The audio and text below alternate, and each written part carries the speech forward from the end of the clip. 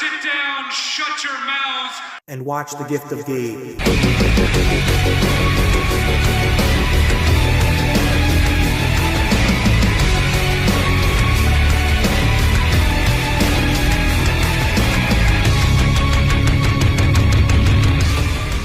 Yo, party peeps, what is up? It's your boy, the best gabber in the biz. Dynamite is officially in the books, and it was dope, and a lot of stuff went down. So, let's gab about it. First off, Swerve versus Christian Cage for the AEW World Championship at Double or Nothing is official, and I am so happy. I mean, for God's sakes, I came! I said it all week when they were like, hey, we're going to announce Swerve's opponent for Double or Nothing next week. I'm like, wait a minute, they're in Winnipeg? There's only one possible option. Our father, the father of the century, the greatest TNT champion of all time, the one, the only, Christian Cage. I mean, there was only one true option, and I love it.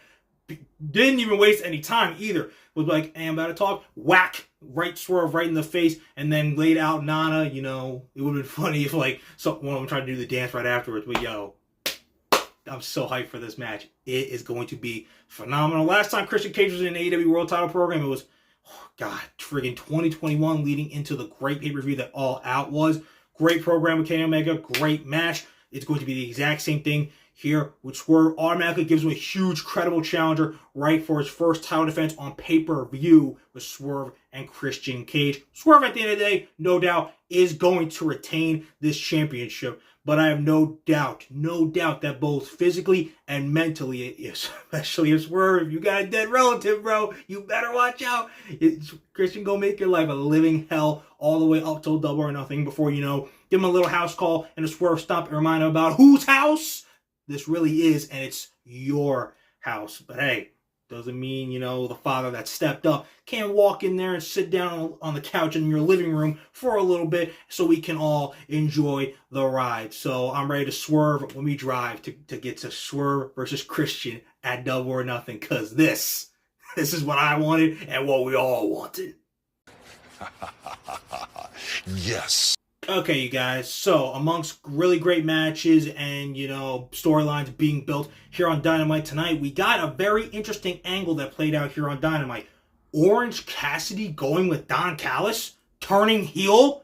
What the actual? After the parking lot brawl last week, when it showed Don Callis on the screen during Rampage, I thought Don Callis was eyeing up Trent. Little side news, Powerhouse Hobbs is out of action, you know, with an injury indefinitely. So I think they might be thinking about putting Trent in this for the sake of putting him in that group, because Ospreay and Fletcher are going to leave the Don Callis family on their own, you know, because their faces really, especially Ospreay, at this point, they don't need to be with Callis. So I figured, yeah, Trent's going to be in this. That's really good for him. Like, instantly puts him, you know, in a credible heel group with, like, a credible heel talent like Takeshita and a heel manager like Don Callis. But during the almost fight that him and Trent almost had tonight, Callis actually went to Orange, whispered in his ear, and then they went to the back. And now we have Orange versus Trent next week on Dynamite. You're probably asking, why isn't this match happening at Double or Nothing? Because I think, one, we are already super intrigued and thrown off from wherever this is going, because Orange and Don Callis are talking. Like, imagine Freshly Squeezed Orange Cassidy coming up here like, yo, my name is Freshly Squeezed Orange Cassidy, and you can all kiss my ass. Like, it'd be so funny and so weird, because he would probably pull off heel in a way like never done before. So I'm all for it if they really want to go that route. But I feel like some sort of swerve is coming, and that's why Orange versus Trent is happening next week, and then it builds to something else at Double or Nothing. But don't get me wrong, my interest is very piqued at what Orange is doing with Don Callis, and if he's going to potentially stay with them. Though it makes more sense to go with Trent because, you know, Trent's the heel of this feud. So, hey, we'll see what goes down next week. But hey, whatever's going on with Don Callis in this feud, whether it's with Orange or with Trent, gets a thumbs up from me. Guys, talking about the ending of Dynamite, to put it simply, this Elite storyline is seriously cooking, and we are only 2 weeks in. After another great Justin Roberts introduction of Kenny Omega. God, it's so great to have Omega back, especially after the whole thing with diverticulitis. Great promo, great after effects with Jack Perry attacking him, and then they literally beat his ass, EVP trigger, and then even though FTR came out to help, guess what? Screw you, Omega, tossed his ass before he get into the ambulance right off of that stretcher. All this was great. One, the fact Omega took a lot of these bumps.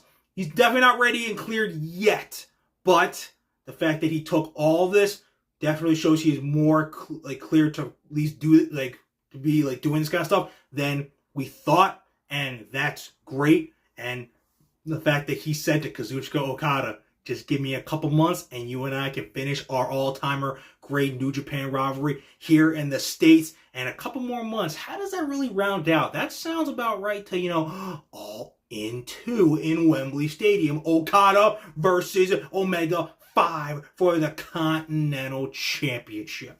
And because of the fact that Jack Perry did wipe him out, and props to Kenny for selling his diverticulitis so well to where that chair shot really meant a lot from that little shit scapegoat Jack Perry, my favorite little shit. He might have to run through Jack Perry to even get to Okada, and I'm all down for that, dude. Keep putting Jack Perry up the ladder, because the Swerve storyline, he addressed them real quick, and this storyline with the Elite, they're going to intersect at some point, and we could end up seeing the Scapegoat become the next AEW World Champion somewhere down the line. But in terms of the right here and now, FTR came out, and we know what's going to be happening. It's going to be the Elite versus FTR and two other partners at Double or Nothing Anarchy in the arena, and that will lead to each side getting another fifth member and having blood and guts. Who exactly joins FTR? We have a number of options. Who could join as the fifth man for the Elite? Again, a number of options. But the fact we're only 2 weeks in, and this storyline has so many different avenues, and to go, in championships to be won, and cinema to be created for AEW, it is phenomenal. And we're 2 weeks in only. It is going to be an elite summer, to say the least, and I am so freaking looking forward to it. And the next big goal is Double or Nothing, Anarchy in the arena, then Blood and Guts, and then the big match we've all been waiting for the moment. It will be Kenny Omega, Okada, Cleaner versus Rainmaker 5 for the Continental title at All In. So until it gets to that point, Kenny, go rest up. We'll see you after Double or Nothing so you can keep, causing trouble for the Bucks. But just keep in mind, the EVPs, they always are just 2 steps ahead.